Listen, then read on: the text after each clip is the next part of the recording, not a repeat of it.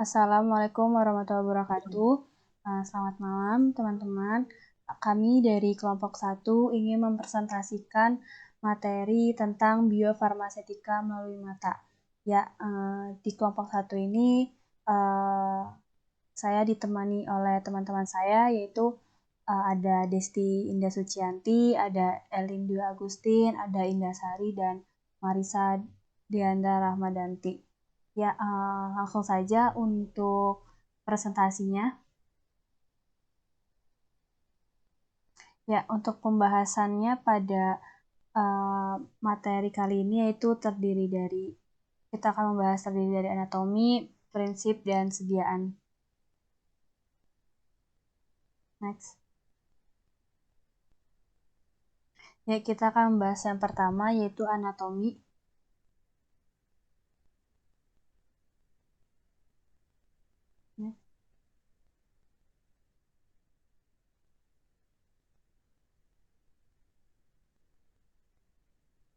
Next. Ya, di sini ada definisinya. Jadi mata berbentuk seperti bola, yang dimana kecuali tonjolan yang berada di depan mata, yaitu tempat masuknya cahaya. Nah, bagian luar mata ini terdapat sebuah lapisan putih dan kaku keras yang disebut sklera. Gitu. Nah, daerah tonjolan mata terdapat lapisan transparan yang dilewati cahaya disebut kornea. Nah, mata terletak dalam bantalan lemak yang dapat meredam goncangan. Nah, diameter bola mata manusia ini kurang lebih 2,5 cm. Nah, mata dapat bekerja secara efektif menerima cahaya dengan rentan intensitas yang sangat lebar, sekitar 10 miliar cahaya. Nah, di sini ada struktur anatomi dari mata. Nah, yang dimana tadi bagian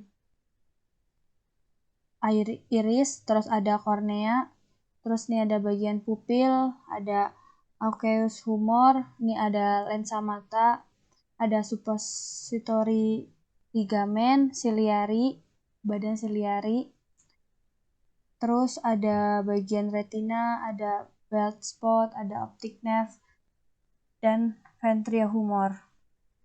Lanjut.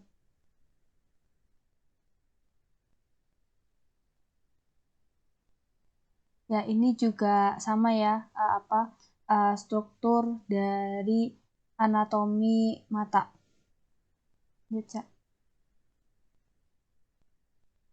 Nah, yang dimana mata ini kan dibentuk untuk menerima rangsangan berkas-berkas cahaya pada retina.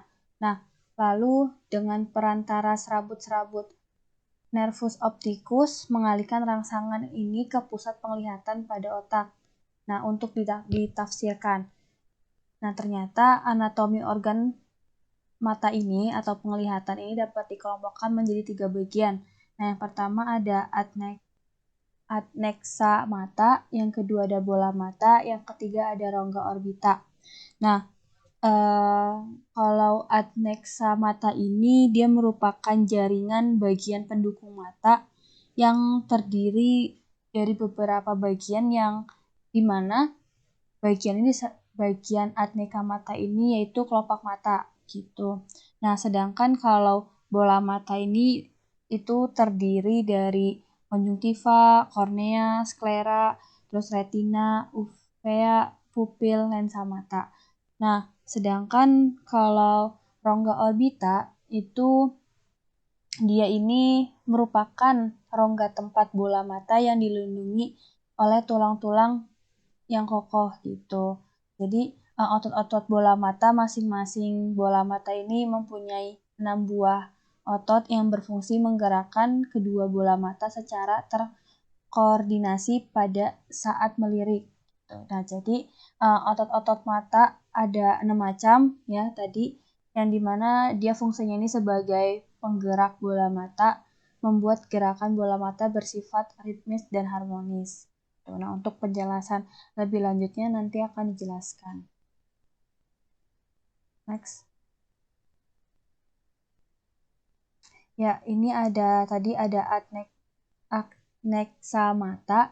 Tadi yang dimana salah satunya ini kelopak mata gitu. Jadi kelopak mata ini fungsinya sebagai proteksi mekanis pada bola mata anterior yang menyebarkan air mata ke konjungtiva dan kornea gitu. Jadi sehingga dapat mencegah mata menjadi kering gitu. Karena ketika mata ini kering atau kurangan cairan ini dapat mengganggu aktivitas pergerakan bola mata gitu. Nah, kelopak mata ini kan memiliki rambut juga atau bulu yang tumbuh tepi kelopak gitu ya. Kelopak mata ini memiliki kulit yang lebih tipis dibandingkan dengan kulit pada bagian tubuh lainnya. Nah, kelopak mata ini terdiri dari jaringan fibrosa yang ditutupi kulit dan dibatasi oleh membran mukosa. Bagian tepi kelopak ditumbuhi rambut atau di mana yang mencegah masuknya debu dan serangga. Oke, selanjutnya akan dijelaskan oleh Desti.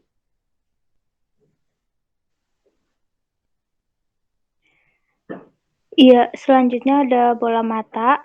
Bola mata terdiri dari yang pertama ada konjungtiva.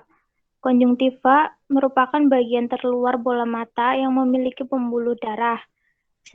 Konjungtiva terbagi menjadi dua. Yang pertama ada konjungtiva pulpebral atau melapisi kelopak mata. Yang kedua ada konjungtiva bulbi atau menutupi bagian depan bola mata. Yang kedua ada kornea. Kornea merupakan selaput bening mata. Jika mengalami kekeruhan akan sangat mengganggu penglihatan. Yang ketiga ada sklera. Sklera adalah jaringan ikat dengan serat yang kuat berwarna putih di bawah konjungtiva, serta merupakan bagian dengan konsistensi yang relatif lebih keras untuk membentuk bola mata. Yang keempat ada retina. Retina merupakan mekanisme persyarafan untuk penglihatan. Yang kelima, uvea. Uvea merupakan lapisan vaskular di dalam bola mata yang terdiri dari 3 bagian, yaitu iris corpus, siliar, dan koroid. Yang keenam, pupil. Pupil merupakan lubang tempat cahaya masuk ke dalam mata, di mana lebarnya diatur oleh gerakan iris. Yang terakhir ada lensa mata. Lensa mata merupakan struktur biologis yang paling umum, transparan, dan cekung, dengan cekungan terbesar pada sisi depan. Next.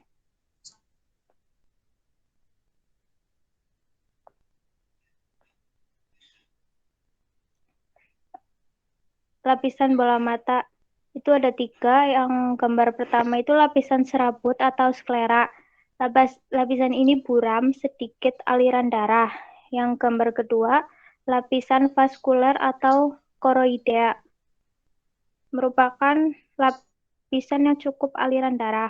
Yang ketiga adalah lapisan saraf dalam retina. Next.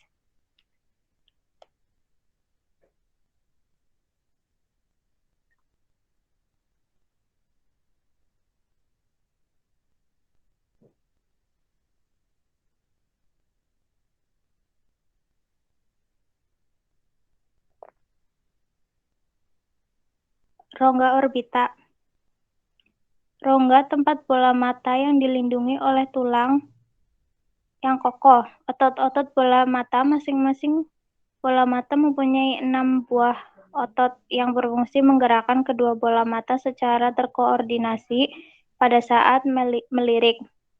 Otot-otot mata ada 6 macam yang berfungsi sebagai penggerak bola mata, membuat gerakan bola mata bersifat ritmis dan harmonis, yaitu yang pertama ada musculus rectus internus atau medius. Ini merupakan otot mata yang menggerakkan bola mata ke arah medial. Yang kedua ada musculus rectus externus atau lateralis. Otot mata yang menggerakkan bola mata ke arah lateral atau temporal pada saat berkontraksi menyebabkan mata menjadi eksis atau abduksi. Yang ketiga ada musculus rectus superior, otot mata yang berfungsi menarik bola mata ke atas. Keempat ada musculus rectus inferior, otot mata ini berfungsi menarik bola mata ke bawah. Yang kelima ada musculus oblique superior, otot mata ini berfungsi untuk menarik bola mata ke arah nasal bawah dan menyebabkan mata berputar ke arah dalam atau endoratasi. Keenam ada musculus oblique inferior, berfungsi menarik bola mata ke arah nasal atas dan menyebabkan mata berputar keluar atau eksirotasi. Selanjutnya dilanjutkan oleh Mbak Elin.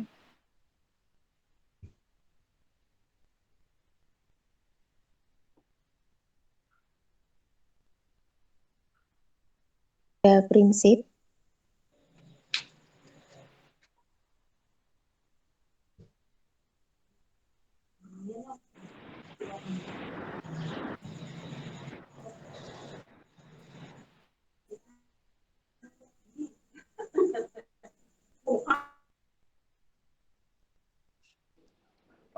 yang pertama ada rute transport pemberian sediaan mata.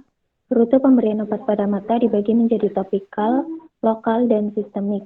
Pemberian obat topikal dapat berupa tetes mata dan juga salep mata. Sedangkan pemberian obat mata lokal dapat diberikan melalui suntikan periokular dan intraokular. Pemberian obat topikal dan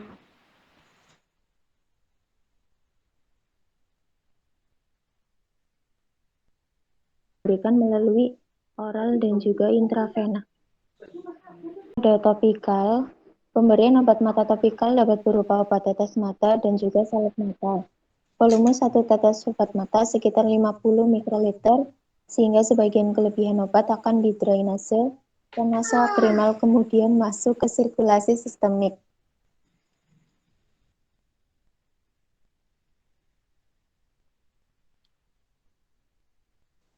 Next.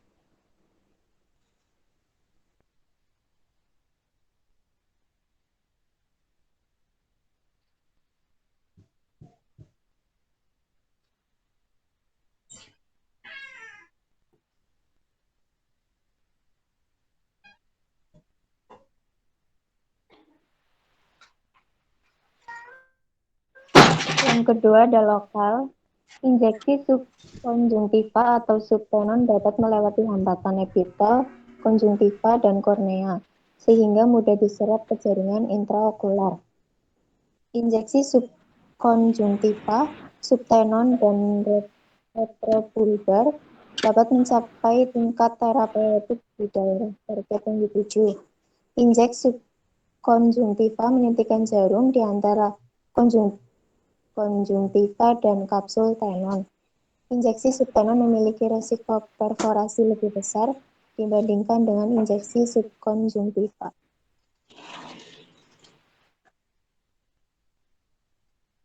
Yang ketiga ada sistemik. Pemberian obat secara sistemik dapat berupa per oral atau injeksi intravena. Injeksi intravena memberikan efek yang lebih cepat dibandingkan dengan oral. Obat oral akan diabsorpsi oleh saluran pencernaan dan mengalami metabolisme di hati. Obat dengan kandungan lipid yang tinggi lebih mudah menembus sawar darah mata. Chloramphenicol memiliki kelarutan tinggi dalam lemak sehingga dapat menembus sawar darah 20 kali lebih baik daripada penisilin.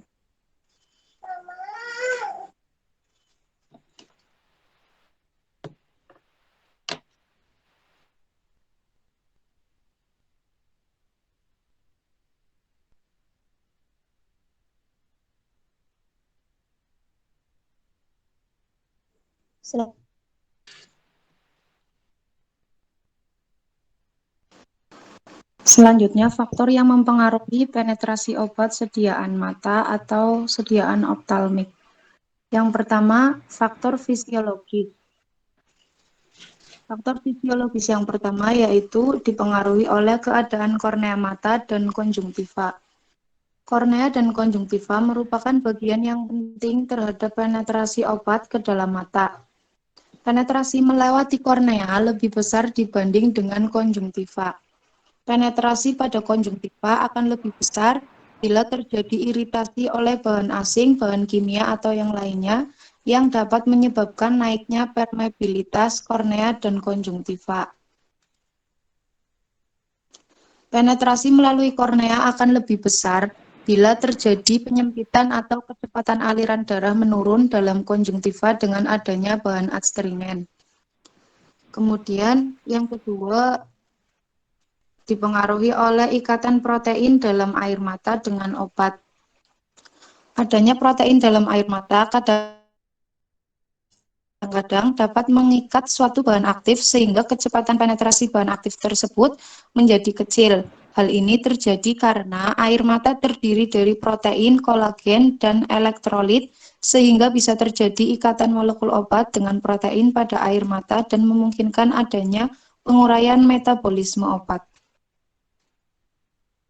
Kemudian yang selanjutnya faktor fisika kimia. Yang pertama tonisitas.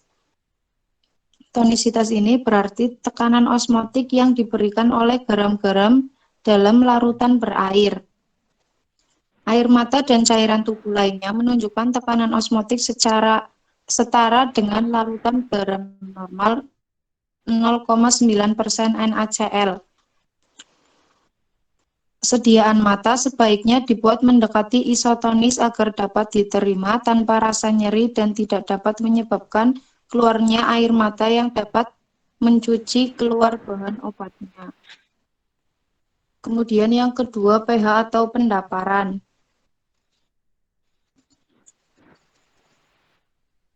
Jika ditinjau dari sudut fisiologis, pH ideal suatu obat khususnya tetes mata adalah 7,4 sampai 7,65. Oleh karena itu, sistem dapar harus dipilih sedekat mungkin dengan pH fisiologis yaitu 7,4 dan tidak menyebabkan pengendapan atau mempercepat kerusakan obat. Kemudian, pengaruh konsentrasi zat aktif, lalu kekentalan dan surfaktan. Surfaktan ini adalah zat aktif permukaan yang mempunyai ujung berbeda, yaitu hidrofilik dan hidrofobik, atau disebut juga dengan molekul amfilik atau yang menyukai air dan minyak.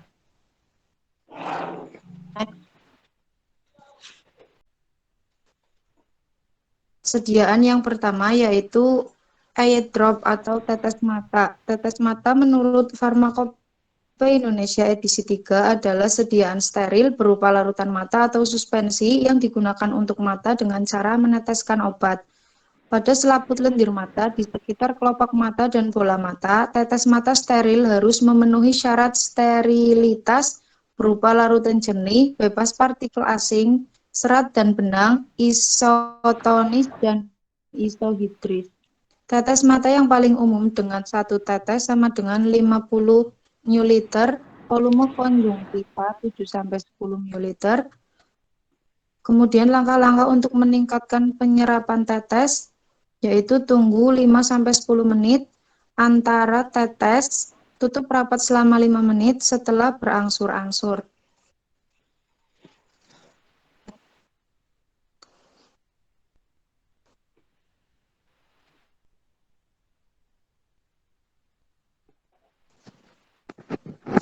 Kemudian sediaan ointment atau salep mata.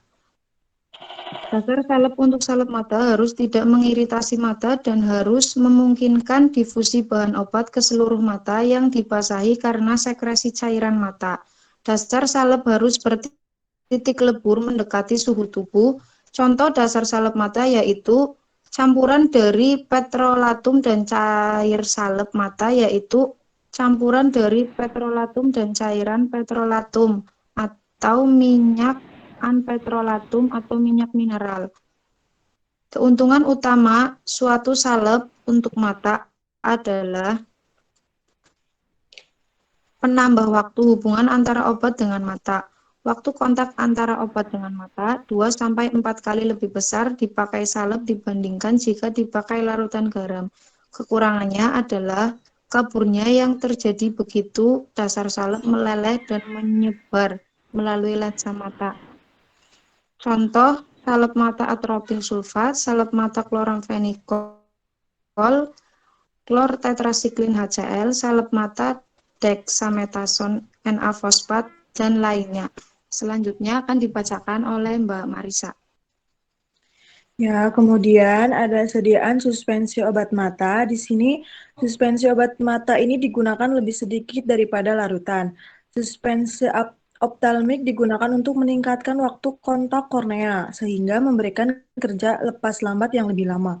Kemudian, suspensi diperlukan ketika bahan aktif tidak larut dalam pembawa yang diinginkan atau tidak stabil dalam bentuk larutan. Suspensi obat mata harus mempunyai ciri-ciri sterilitas yang sama yang dimiliki oleh larutan, yaitu terhadap pengawetan, isotonisitas, pendaparan, viskositas, dan pengemasan. Kemudian, suspensi obat mata harus mempunyai kualitas sedemikian rupa, sehingga partikel yang disuspensikan tidak menggumpal menjadi yang disuspensikan, tidak menggumpal menjadi satu jika disimpan. Kemudian, suspensi harus dikocok sebelum dipakai dan partikel-partikelnya harus menyebar merata ke seluruh pembawa. Suspensi untuk mata dikemas dalam wadah dengan jenis penetes yang sama yang dipakai pada larutan untuk mata. Kemudian ada sediaan gel. Sediaan gel ini terdiri dari polimer mukoadesif untuk mata. Polimer ini memperpanjang waktu kontak obat dengan jaringan biologi sehingga meningkatkan bioavailabilitas okular. Kemudian, polimer memainkan peran penting dalam kinetika pelepasan obat dari bentuk sediaan. Contoh sediaan gel yaitu ada karboksimetil selulosa, karbopol, polikarbopil, dan natrium alginat. Kemudian ada beberapa sediaan lagi yaitu suntikan periokular. Mereka dalam suntikan periokular ini mereka menjangkau di belakang diafragma lensa iris lebih baik daripada aplikasi topikal. Misalnya pada subkonjungtiva, subtenon, peribulbar, atau retrobulbar. Kemudian rute ini melewati epitel konjungtiva dan kornea yang baik untuk obat dengan kelarutan lipid yang rendah atau misalnya penisilin, juga steroid dan anestesi lokal dapat diterapkan dengan cara ini. Kemudian ada injeksi intraokular, intrakameral atau intravitreal yaitu disuntikan dalam mata vitreus humor antara lensa dan retina. Suntikan intravitreal ini melibatkan agen terapi suntikan atau obat, udara, dan gas di dalam rongga vitreus pars plana melalui tindakan pencegahan aseptik di bawah. Misalnya pada asetilkolin intrakameral atau miokol selama operasi katarak. Kemudian ada antibiotik intravitreal dalam kasus endophthalmitis. Kemudian ada steroid intravitreal pada edema makula. Di sini ada beberapa evaluasi yang harus dilakukan pada larutan tetes mata, antara lain sebagai berikut. Yang pertama ada evaluasi fisika. Evaluasi fisika ini meliputi antara pH, volume sediaan dalam wadah, bahan partikulat, uji kebocoran, uji kejernihan, dan warna. Kemudian pada evaluasi kimia ini adanya penetapan kadar dan identifikasi. Kemudian ada evaluasi biologis ini meliputi uji sterilitas, uji pirogen, dan uji endotoksin bakteri. Kemudian ada pengemasan dan penyimpanan, dan terakhir ada penandaan. Nah, materi yang kelompok kami sampaikan ini ada beberapa referensi dari beberapa buku. Yang pertama adalah dari Syarifuddin tahun 2012, yaitu judulnya Anatomi Fisiologi Kurikulum Berbasis Kompetensi untuk Keperawatan Kebidanan, yaitu ada Cameron Jr. tahun 2006, judulnya Fisika Tubuh Manusia. Kemudian ada Ansel tahun 1989, Pengantar Bentuk Sediaan Farmasi, edisi keempat. Dan kemudian ada terakhir ada Haryono Aditya Aprianto tahun 2020, Desain dan Metode Pengantaran Obat Mata. Cukup sekian dari kelompok kami. Mohon maaf bila ada kesalahan dan kekurangannya. Semoga apa yang sudah dijelaskan tadi mendapat berguna bagi yang membaca. Terima kasih, saya tutup. Wabillahi taufiq wal hidayah. Wassalamualaikum warahmatullahi wabarakatuh.